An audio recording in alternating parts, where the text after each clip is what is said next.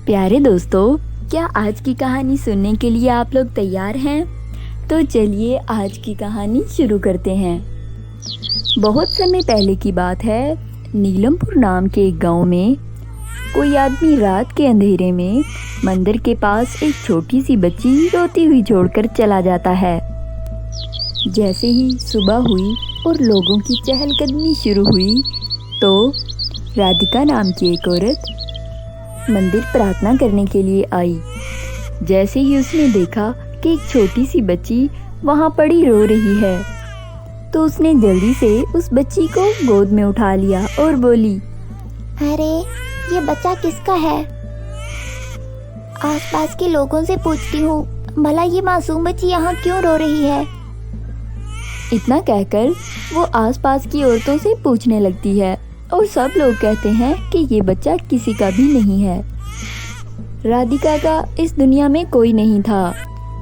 फिर वो उस बच्ची को उठाकर अपने घर ले जाती है और उसका नाम अंजू रखती है और खुद ही उसकी परवरिश में लग जाती है।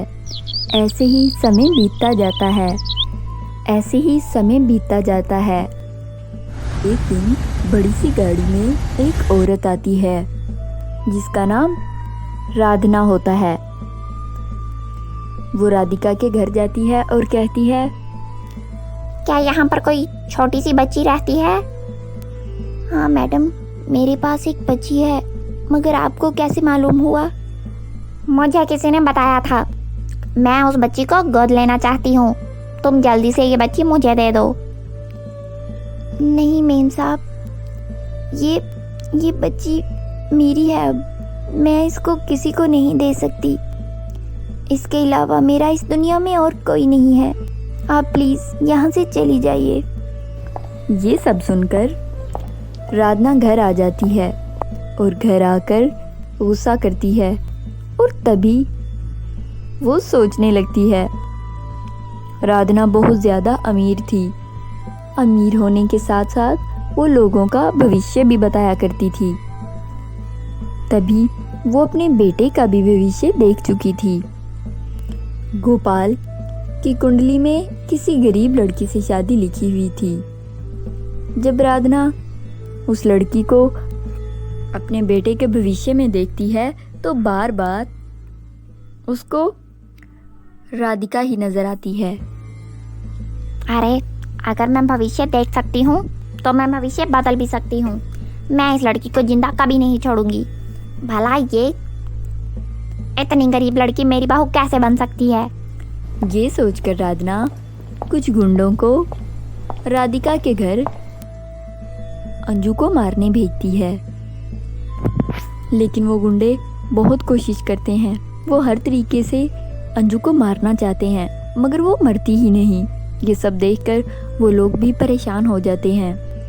लेकिन वो राधिका से बहुत डरते थे।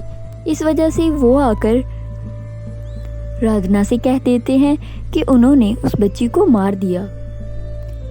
ये सुनकर राधना बहुत ज़्यादा खुश हो जाती है और उन गुंडों को बहुत ज़्यादा पैसे दे देती है। ऐसे ही बहुत समय बीत जाता है। अब अंजू बड़ी हो चुकी थी। वो बड़ी होने के साथ साथ बहुत ज़्यादा सुंदर भी थी। इधर राधना का बेटा गोपाल भी जवान हो गया था। तभी कुछ समय बाद राधिका बेचारी दुनिया छोड़कर चली जाती है। माँ के गम में अंजू हर जगह रोती फिरती है और जाकर मंदिर की सीढ़ियों पर बैठकर रोने लगती है। तभी वहाँ पर एक बाइक पर गोपाल आता है और ज़ोर से उसका बाइक दरख्त से लगने की वजह से वो गिर जाता है और उसको बहुत ज़्यादा चोट आ जाती है। ये देखकर अंजू बहुत घबरा जाती है। लेकिन वो किसी तरीके गोपाल को उठाकर अपने घर ले जाती है। वहाँ जाकर जड़ी बूटियों से उसका इलाज करती है और उसके ज़ख्म पर मरहम लगाती है। कुछ देर बाद गोपाल को होश आ जाती है और वो उठकर बैठ जाता है। जी मैं आपको लेकर आई हूँ यहाँ पर। आपको बहुत ज़्यादा चोट लगी थी और आपको बहुत ज़्यादा खून बह रहा था, मगर अब मैंने आपके जख्मों पर मरहम लगा दी है। कुछ ही टाइम में आप बिल्कुल ठीक हो जाएंगे। अभी आप अपने घर चले जाएं। आपका बहुत ज़्यादा शुक्रिया। मुझे नहीं मालूम कि मैं कहाँ गिरा और मुझे क्या हुआ, मगर आपका बहुत शुक्रिया, आपने मेरी बहुत मदद की। मैं अब चलता हूँ, मेरी माँ घर पर परेशान हो रही होगी कि इतने समय से मैं कहाँ चला गया। इतना कहकर गोपाल वहाँ से चला जाता है और वह वहाँ से अपने घर आ जाता है। गोपाल को देखकर राधिका बहुत हैरान होती है और उदास होकर पूछती है, अरे बेटा, तुम्हें ये चोट कैसे लग गई? कि तुम्हें क्या हुआ है? अरे माँ, कुछ नहीं, इतना परेशान होने की ज़रूरत नहीं, बस हल्की सी चोट है, ठीक हो जाऊंगा।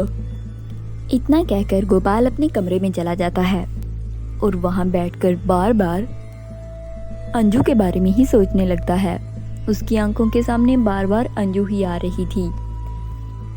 इसी बेचैनी में अगले दिन सुबह होते ही वो अंजू के घर दोबारा चला जाता है और कहता है, मुझे आप बहुत अच्छी लगने लगी हैं और मैं आपको बहुत पसंद करने लगा हूँ। मैं आपसे शादी करना चाहता हूँ, क्या आप मेरे साथ शादी करेंगी? अंजू गोपाल का प्रस्ताव स्वीकार कर लेती है, जिससे गोपाल बहुत ज़्यादा खुश हो जाता है। गोपाल अंजू को अपने साथ लेकर घर आ जाता है और अपनी माँ से कहता है, माँ ये देखो, ये अंजू है, हम दोनों ने शादी कर ली है। मैं इसको बहुत पसंद करता था, आप हमें आशीर्वाद दे दें। अरे आशीर्वाद तो मैं दे दूं बेटा, मगर ये लड़की कौन है, कहाँ से आई है, रहती कहाँ है? कुछ तो पता चले मुझे, ऐसे कैसे मैं इसको अपनी बहू मान सकती हूँ? उसके पूछने पर अंजू अपने बारे में सब कुछ राधा को बता देती है। ये सारी बातें सुनकर राधा सोची पड़ जाती है। ये सब सुनकर राधा सोचने पर मजबूर हो जाती है। अरे ये क्या, इतने साल पहले जिस भविष्य को मैंने खत्म करना चाहा, आज वही मेरे सामने खड़ा हो गया आकर। मगर मैं हार नहीं मानूंगी, मैं इस लड़की को जिंदा नहीं छोड़ूंगी। इतना सोचकर राधा बोली, ठीक है बेटा, तुम लोग जाओ अपने रूम में आराम करो, मैं खाना लगवाती हूँ। ऐसे ही कुछ दिन गुजरते हैं और गोपाल को अपने काम के लिए बाहर जाना पड़ता है। उसके जाते ही राधा अपने रंग दिखाना शुरू कर देती है। अरे अंजू की बच्ची, पूरा दिन खुद को ही संवारती रहती है, घर से बाहर तो निकल, कोई काम भी तो करना पड़ता है तुझे, या मोहतरमा को बेड पे ही सब कुछ चाहिए? जी माँ जी, बोलिए क्या हुआ, आप बताइए क्या काम है, मैं अभी कर देती हूँ। अरे देखो तो, बोल तो ऐसे रही हो जैसे पूरे घर का काम तुम ही करती हो। जाए मैडम, स्टोर रूम बहुत गंदा पड़ा है, जाकर उसको साफ कर दें। इतना कहकर अंजू स्टोर रूम में चली जाती है और वहाँ सफाई करने लगती है। उसके अंदर जाते ही राधा बाहर से दरवाज़ा लॉक कर देती है। अंजू को वहाँ जाकर याद आता है कि उसने डस्टिंग के लिए कपड़ा तो लाया ही नहीं, और वो कपड़ा लेने बाहर जाती है तो दरवाज़ा लॉक होता है। अरे ये दरवाज़ा खुल क्यों नहीं रहा है? माँ, अगर आप बाहर हैं तो दरवाज़ा खोल दीजिए। अरे माँ, क्या आप बाहर हैं? तभी राधना बाहर से कहती है, तेरी औकात यहीं रहने की है, अब तो हमेशा यहीं बंद रहेगी, जान छोड़ हमारी। ये बात कहकर वो वहाँ से चली जाती है। इसी तरह 3 दिन जब गुजर जाते हैं तो अंजू का भूख और प्यास से बुरा हाल हो जाता है। स्टोर रूम में उसका दम घुट रहा था और वो बिल्कुल बेहोश होने वाली थी। माँ, दरवाज़ा खोलो, मेरा भूख से बुरा हाल हो रहा है, मुझे पानी चाहिए। माँ दरवाज़ा खोल दो माँ। ऐसे कहते कहते वो बेहोश होकर गिर जाती है। ये सारी बातें राधना बाहर सुन रही होती है। जब वो देखती है कि अंजू बेहोश हो गई है तो वो दरवाज़ा खोलकर उसको बाहर लाती है और पानी देती है। उसको होश में आने के बाद कहती है, देखा, तेरा मैं इससे भी बुरा हाल करूंगी, अभी भी वक्त है, यहाँ से चली जा और घर छोड़ दे। माँ, ऐसे आप क्यों कह रही हैं? मैं ये घर नहीं छोड़ सकती। आप मेरे से जितना भी बुरा कर लें, जितना अत्याचार कर लें, मगर मैं ये घर नहीं छोड़ूंगी। मैं गोपाल की पत्नी हूँ। जब तक गोपाल मुझे नहीं कहेगा, मैं इस घर को छोड़कर कभी नहीं जाऊंगी। अंजू की ये बात सुनकर राधना को बहुत गुस्सा आता है और वो अपने कमरे में चली आती है। अब कुछ दिन तक जितनी देर गोपाल घर वापस नहीं आता, राधना अंजू पर बहुत सितम करती, उससे सारे घर का काम करवाती, यहाँ तक कि उसको मारती पीटती। लेकिन उसके सारे अत्याचार अंजू बर्दाश्त करती और घर छोड़कर नहीं जाती। एक दिन राधना कहती है, अरे मैं सारे जतन कर बैठी, ऐसी ठीक लड़की है ये, घर छोड़ने का नाम नहीं लेती। अब मैं क्या करूं? कुछ भी करके गोपाल के आने से पहले इस लड़की को यहाँ से भगाना होगा मुझे।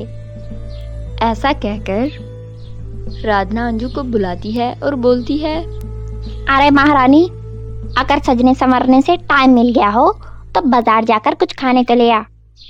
सब्जियां और फ्रूट खत्म होने वाला है, जाकर लेकर आ। लेकिन माँ, पहले इतना ज्यादा फ्रूट और सब्जियां पड़ी तो हैं, अब और लाने की क्या जरूरत है? अरे अब मेरे आगे जुबान चलाएगी क्या? मेरी ये पुरानी सब्जियां खिलाएगी? मैं कह रही हूँ ना लेकर आ, तो जाकर लेकर आ। तुझे तो घर का कोई ध्यान है नहीं। चल मेरे साथ चल, मैं अकेली नहीं जा सकती। ठीक है माँ, जैसे आप कहते हैं, हम ले आते हैं सब्जियाँ। इतना कहकर अंजू राधना के साथ सब्जियां लेने चली जाती है। चलते चलते राधना अंजू को बाजार लेकर जाने के बजाय किसी जंगल में लेकर चली जाती है। वहां पहुंचकर अंजू कहती है, माँ, ये हम कहाँ आ गए हैं? हमने तो बाजार जाना था ना, मगर यहाँ पर तो। हाँ, यहाँ पर तो क्या, मेरा घूमने का मन कर रहा था, इसलिए मैं तुझे यहाँ ले आई। और अब चुप करके यहाँ बैठ जा, मुझे मत सिखा कि मुझे किधर जाना है।